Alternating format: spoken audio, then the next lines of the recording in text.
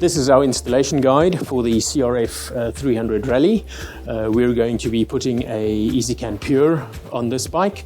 We've prepped by taking the panels off both sides. It just makes working on it so much easier, and you will see the access that we need. We'll be using an ezCAN PURE that will be fitting to this bike. As we've shown in most of our installation steps, step one is find the battery, because that determines where the ezCAN is going to be. So we're going to have our battery connections, which means we've got a good place around here and there's enough space to put the ezCAN. So that will be the ezCAN PURE, and you can use the generic harness and install it on this bike. However, we have an optional plug-and-play harness for the CRF 300s specifically. They have three little pigtails for the headlight, different ones, one for the Rally, which is a 4-pin connector, one for the new LED headlights, which have been out in Thailand for quite a while, but that's 2025 for Europe and the USA, and then for the older CRF that was introduced in 21, which has the H4 bulb, we've got a little pigtail for that as well. So that's where we're going to be taking the headlight signal from, and that just plugs straight in here. Let me give you an introduction. So this is where we connect to the ezCAN itself. You will see we've got a rear section, which is quite easy. This section plugs into the connection to the tail light. We get ignition and brake from there. And then you will see two different little pigtails with the blue and orange connections for left and right turn signals. And then moving to the front, we have got a loom that runs forward, which has the connection for the horn, and then it also is where the headlight splitter plugs into. Let's get started.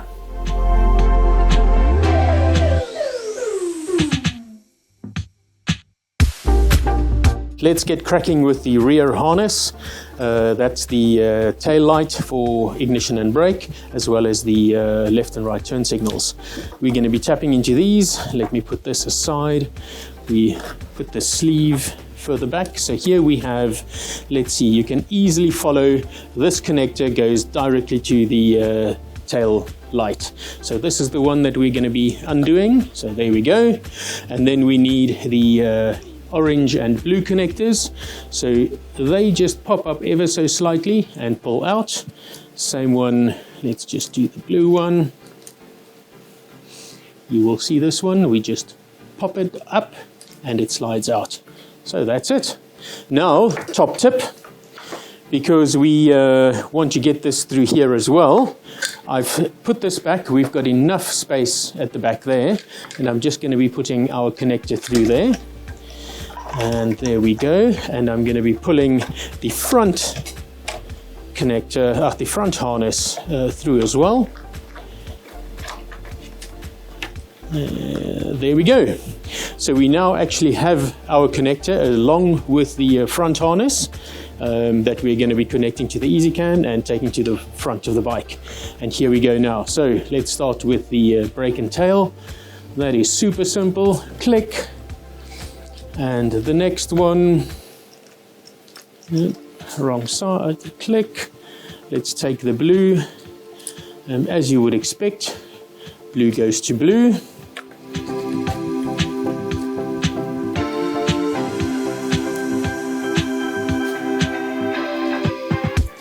We do the same for orange.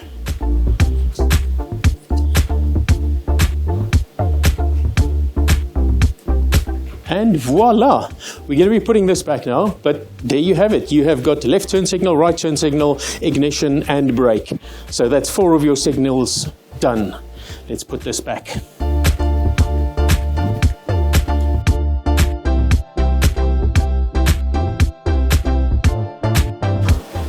Right, next we're going to be taking the forward harness to the front end of the bike. I've sort of identified the path I want to take. We are here where the ezCAN is going to be connecting. We're going to go under here, under the frame. There is a route at the back here. I'm going to follow the main loom, which is going to come up here, going to go behind this part of the frame, and we're going to come out on top of this frame. You will see that I have purposefully used white insulation tape because this is the headlight connector, and then this is the horn connector, and we have the horn just in the front here. So the connector of the loom will come out here and we'll drop down into the horn, and the headlight connector will sit here, and we'll connect that to the headlight connector itself. So let's get cracking. It's going to be tough to push this harness through here because it's quite flexible. So top tip, use a cable tie. I have a cable tie here, and I am just going to put some insulation tape around that. Maybe some just on the front so that it doesn't hook. And that way you can feed the rather rigid cable tie through the front, or through the congested space, and then eventually we'll just take that off. So here we go.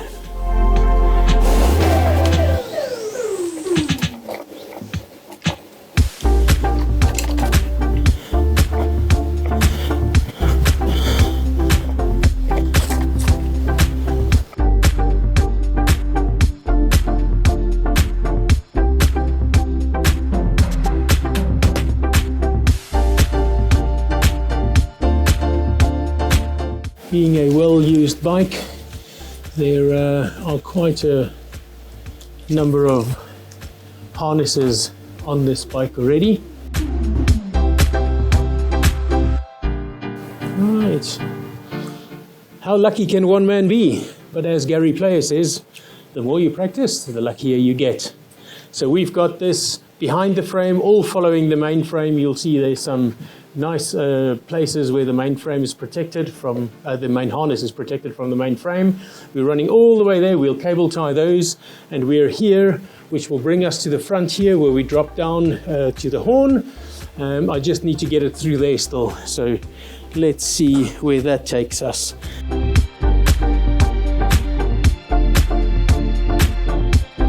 We have taken the our harness parallel to the main loom. We could have split up the top here, but I split out behind the ABS because that'll take me closer to the loom here where we want to go to the front, as well as where we drop down to the horn itself. You'll see this harness was specifically made for the 300.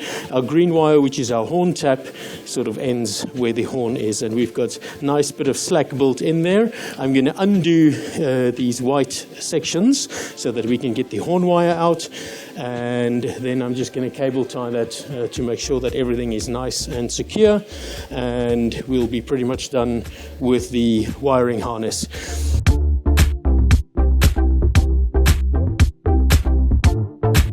As you will see, I've got the harness through. There's our high beam. There is our horn, which already has a splitter. You'll just be popping the one side of the horn off and popping this on and popping the horn cable back on there again, and then we've got that split off, and this goes to the headlight connection. Because we've got 3 different headlight connections, we've put this one in front here conveniently for any of the CRFs. Right, let's put that aside. There is one piece of detective work you'll have to do, and that is only because you can't really see the colors of the horn connectors here. So we want to know which one of the spades of the horn to connect to tap our horn signal. In order to find out which one that is, remember it's the one that changes, we're going to be using our trusty multimeter set to DC volts. I'll just pop that down here, hope you can see that. And let's just see if we can probe.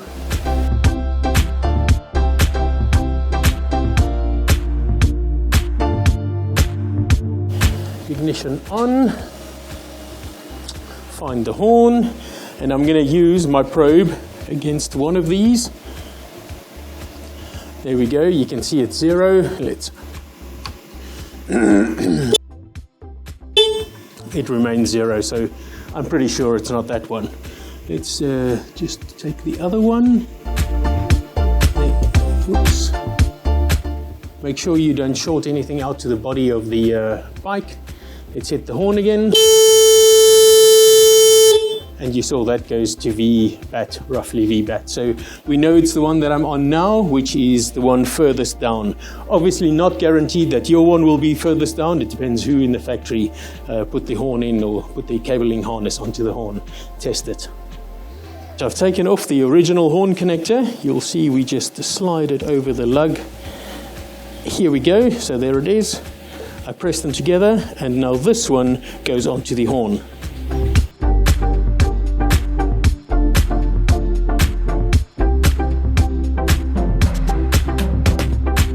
There we are. And there's our horn harness. I'm going to be putting this up here, taking up some slack, and just cable tying it there to make sure that it's secure.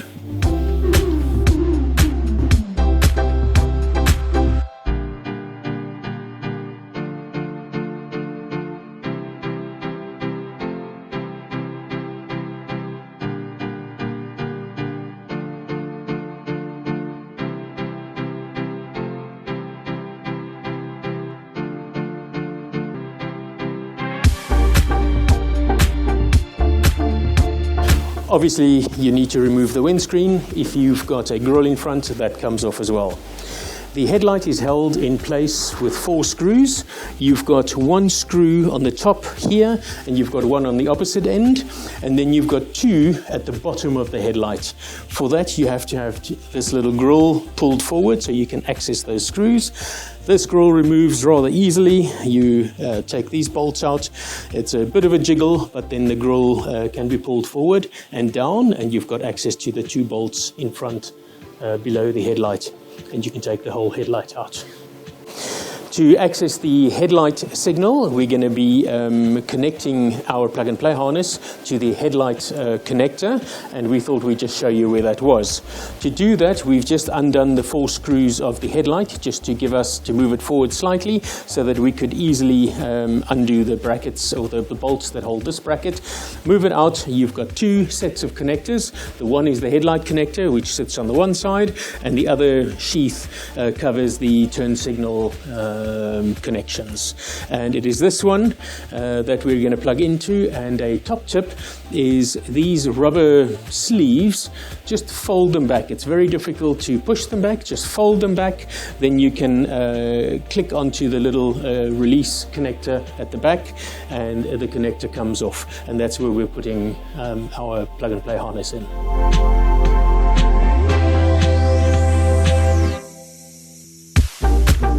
Next, we're going to be installing our ezCAN PURE into the rear of the bike and connecting it to the battery.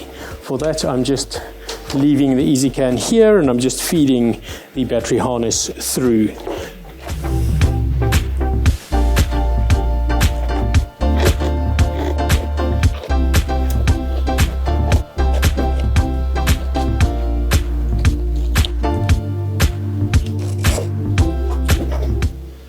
There we go.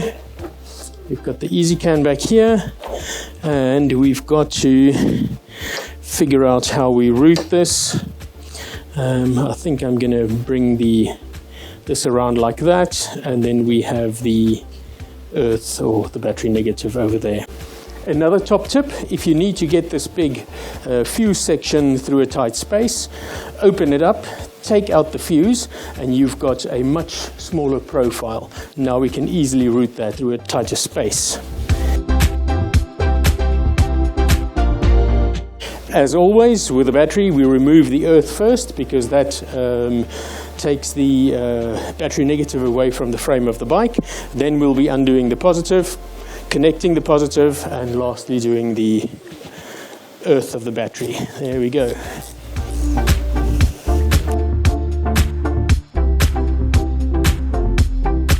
Right, we're almost done. We have got our forward harness taken through. We've got our rear harness connected. This is the harness connection point to the ezCAN. We have just connected the ezCAN to the battery, fed it through, secured it nicely. Next step would be to connect the harness to the ezCAN. I will still tie this down over here, but now let's just find, this would be a really good place for the ezCAN tucked away. We can easily get to it. We have got our 4 outputs and our optional easy switch connection, real easy access, and we can wire our accessories from here. So let's get going. Let's set the ezCAN up, update the firmware, update the software, and then configure it for this bike. We've got everything set up. We've got our ezCAN in here. We've connected the ezCAN. We've registered it. We've done a firmware update. Now it's time to either configure, but firstly verify our install. So don't mind what I've set up here. We've got a set of Denali lights on the front. But I just want to check that our inputs are correct.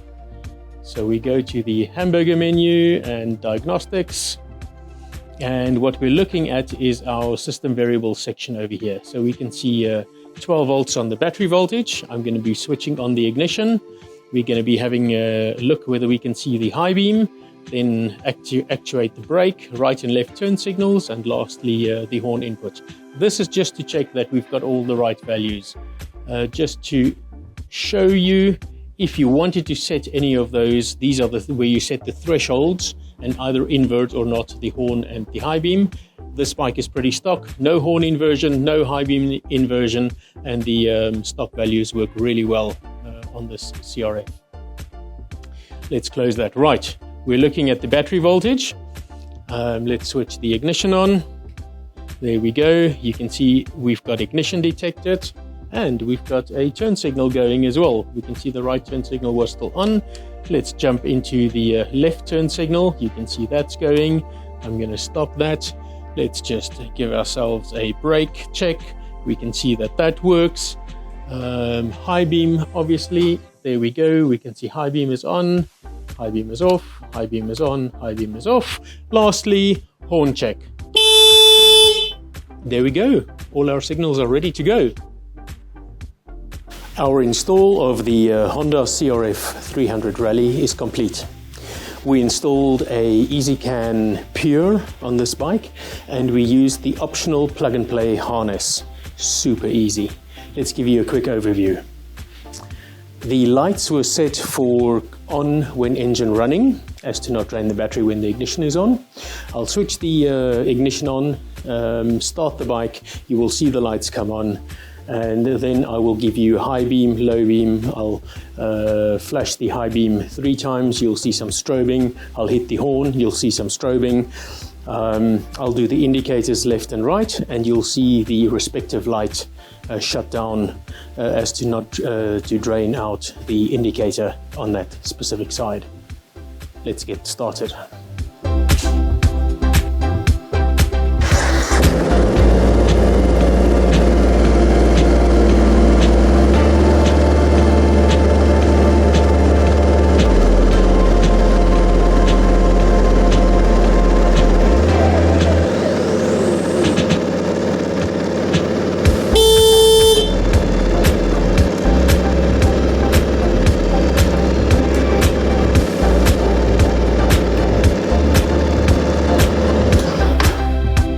There we go.